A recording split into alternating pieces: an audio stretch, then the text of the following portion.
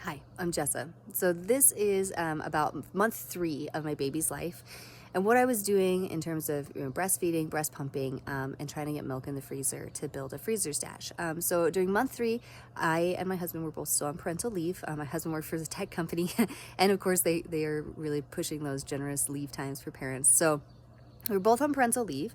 The baby was nursing still every 2 or 3 hours during the day, but at night he would start to give us a 4-hour stretch, usually pretty consistently in the night.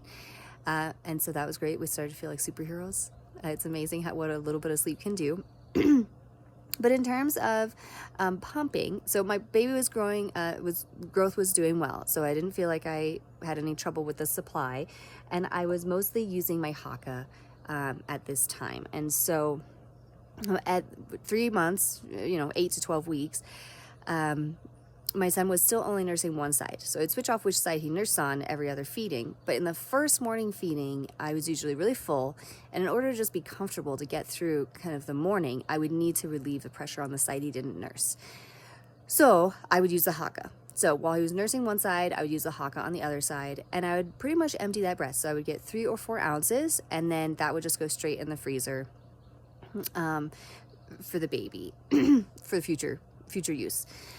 So again, at this point, there's no point in putting milk in the freezer if your baby won't take a bottle. So in this point, he's still taking a couple bottles a week from my husband, and we would put 3 or 4 ounces in those bottles. Sometimes a little bit of that would go to waste, but we'd rather him have, a little extra than not enough.